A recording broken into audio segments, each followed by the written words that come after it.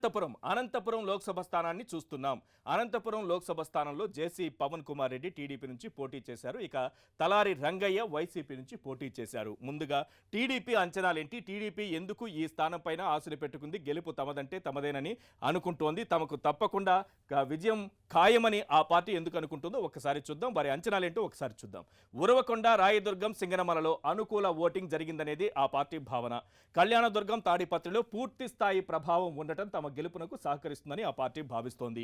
యువత ఓటింగ్ పెరగడం కూడా సానుకూల అంశంగా ఆ పార్టీ భావిస్తోంది. సో ఇది అనంతపురంలో తమ గెలుపునకు సహకరించే ప్రధానమైనటువంటి అంశాలలో కొన్నిగా టీడీపీ లెక్కలు వేసుకుంటోంది. ఇక వైఎస్ఆర్సీపీకి సంబంధించి ఇక్కడ తలారి రంగయ్య ఉన్నారు. వైఎస్ఆర్సీపీకి ఉన్నటువంటి అంచనాలేంటి, గెలుపుపై ఎందుకు ధీమా వ్యక్తం చేస్తుంది, ఆ పార్టీకి ఉన్నటువంటి అంచనాలేంటి, ఏ అంశాల ప్రాతిపదికన గెలుపు తనదే అని అంటోందంటే కొన్ని ప్రధానమైనటువంటి అంశాలు కనిపిస్తున్నాయి. క్రాస్ ఓటింగ్ జరిగిందని ఆ పార్టీ భావిస్తోంది. క్రాస్ ఓటింగ్ కలిసి వస్తుందనేటటువంటి ధీమాను వైసీపీ వ్యక్తం చేస్తోంది. అనంతపురం గుంతకల్లో జనసేన ఓట్ల చీలిక, జనసేన ఇక్కడ పోటీలో ఉండడం, కొన్ని చోట్ల ఓట్లను చీల్చేటటువంటి అవకాశం ఉండడం, అది టీడీపీకి ప్రమాదకరంగా మారుతుంది, తమకు కలిసి వస్తుందని ఆ పార్టీ భావిస్తోంది. ఇక వాల్మీకి సామాజిక వర్గ ఓటర్ల మద్దతుపై కూడా వైసీపీ పూర్తిస్థాయి విశ్వాసంతో ఉంది.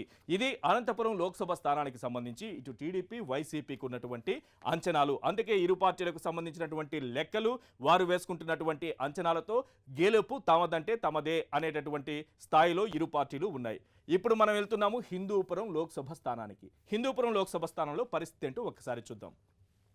నిమ్మల కిష్టప్ప టీడీపీ నుంచి పోటీ చేశారు, సిట్టింగ్ ఎంపీగా ఉన్నారు. గోరంట్ల మాధవ్ వైసీపీ నుంచి పోటీ చేశారు. నిమ్మల కిష్టప్పకు లేకపోతే టీడీపీకి ఇక్కడ కలిసి వచ్చేటటువంటి అంశాలేంటి, గెలుపుపై ఎందుకు ధీమాతో ఉంది, ఒకసారి మనం స్క్రీన్ పైన చూద్దాం. టీడీపీ అంచనాలు ఏ రకంగా ఉన్నాయి, టీడీపీ అనుకూల నియోజకవర్గాల్లో అధిక ఓటింగ్ జరిగిందనేది ఆ పార్టీ భావన. అలాగే బీసీ సామాజిక వర్గం మద్దతు ఉండటం కూడా తమకు కలిసి వస్తుందని ఆ పార్టీ భావిస్తోంది. కదిరిలో గతంలో కన్నా 5% ఓటింగ్ పెరగడం తమకు కలిసి వస్తుందనేది ఆ పార్టీ ఆలోచనగా ఉంది.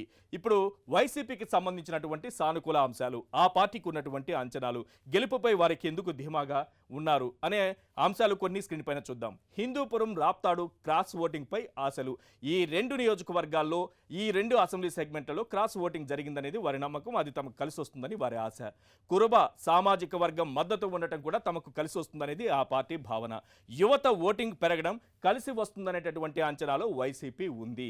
ఇది హిందూపురం లోక్సభ స్థానానికి సంబంధించి ఇటు టీడీపీ కానీ అటు వైసీపీ కానీ ఇరు పార్టీలు కూడా ధీమాతో ఉన్నాయి, గెలుపు తమదంటే తమదే అని. కారణాలు కొన్ని కనిపించాయి మనకు. ఇటు టీడీపీ అంచనాలకు కారణాలేంటి, అలాగే వైసీపీ అంచనాలకు కారణాలేంటి, వారికి కలిసి వస్తున్నటువంటి సానుకూల అంశాలేంటి ఇరు పార్టీలకు సంబంధించి అని. రైట్, 25 ఎంపీ సీట్లకు సంబంధించి ఇక 2 లోక్సభ స్థానాలు మిగిలి ఉన్నాయి. ఆ 2 లోక్సభ స్థానాల్లో ఇప్పుడు మనం వెళుతున్నాం నంద్యాల లోక్సభ స్థానానికి. అక్కడ ఉన్నటువంటి పోటీ ఏంటి, ప్రధాన పార్టీలకు సంబంధించినటువంటి అంచనాలేంటి ఒకసారి చూద్దాం. శివానందరెడ్డి టీడీపీ నుంచి పోటీ చేశారు, బ్రహ్మానందరెడ్డి వైసీపీ నుంచి పోటీ చేశారు నంద్యాల లోక్సభ స్థానం నుంచి. ముందుగా టీడీపీకి కలిసి వచ్చేటటువంటి అంశాలేంటి, ఆ పార్టీ వేసుకుంటున్నటువంటి అంచనాలేంటో ఒకసారి మనం స్క్రీన్ పైన చూద్దాం. ఆళ్లగడ్డ, నంద్యాల, పాణ్యం, డోన్లో అనుకూల ఓటింగ్ జరిగిందని ఆ పార్టీ భావన. అలాగే మహిళల మద్దతు లభించిందనేటటువంటి విశ్వాసాన్ని కూడా ఆ పార్టీ వ్యక్తం చేస్తోంది. అదే సమయంలో రెడ్డి, బీసీ సామాజిక వర్గాల ఓట్లు కలిసి వస్తాయనేటటువంటి అంచనాలో టీడీపీ ఉంది. ఇవన్నీ కూడా తమ గెలుపునకు దోహదం చేస్తాయనేది టీడీపీ భావనగా కనిపిస్తోంది. ఇక వైఎస్ఆర్సీపీకి సంబంధించి వైఎస్ఆర్సీపీ అంచనాలేంటి, ఆ పార్టీ గెలుపుపై ధీమాగా ఉండడానికి కారణాలేంటి, వారికి కలిసి వస్తాయని భావిస్తున్నటువంటి అంశాలు కొన్ని మనం చూస్తున్నాం. బనగానపల్లె, నందికొట్కూరు, శ్రీశైలంలో అనుకూల ఓటింగ్ జరిగిందనేది ఆ పార్టీ ఆలోచన. అలాగే నంద్యాల, ఆళ్లగడ్డలో క్రాస్ ఓటింగ్ జరిగిందనేటటువంటి ఆలోచనలో ఉంది. ఇది తమకు కలిసి వస్తుందని ఆ పార్టీ భావిస్తోంది. జనసేన పోటీలో ఉండటంతో జనసేన పోటీతో టీడీపీ ఓట్లు చీలుతాయనేటటువంటి ధీమాను కూడా కలిగి ఉంది వైఎస్ఆర్సీపీ. ఇది ఓవరాల్ గా నంద్యాల లోక్సభ స్థానానికి సంబంధించి ఇటు టీడీపీ అటు వైసీపీ వేసుకుంటున్నటువంటి అంచనాలు. ఇప్పుడు మనం మరో లోక్సభ స్థానానికి వెళుతున్నాము, కర్నూలు లోక్సభ స్థానంలో పరిస్థితి ఏంటో చూద్దాము. పార్టీలో అంచనాలు ఏంటో కూడా ఒకసారి చూద్దాం. కర్నూలులో టీడీపీ నుంచి కోట్ల సూర్యప్రకాష్ రెడ్డి పోటీ చేశారు. ఇక సంజీవ్ కుమార్ వైఎస్ఆర్సీపీ నుంచి పోటీ చేశారు. ముందుగా టీడీపీ అంచనాలేంటి, టీడీపీ గెలుపుపై ధీమాగా ఉండడానికి కారణాలేంటో ఒక్కసారి స్క్రీన్ పైన చూద్దాం. కోట్ల సూర్యప్రకాష్ రెడ్డికి సంబంధించినంత వరకు వాల్మీకి సామాజిక వర్గం మద్దతుపై ఆశలు పెట్టుకున్నారు. ఆదోని, ఎమ్మిగనూరు, ఆలూరులో అనుకూల ఓటింగ్ జరిగిందనేది ఆ పార్టీ భావన. రైతులు, మహిళా ఓట్ బ్యాంకింగ్ ఓటింగ్ తమకు కలిసి వస్తుందనేటటువంటి ధీమాతో ఆ పార్టీ ఉంది.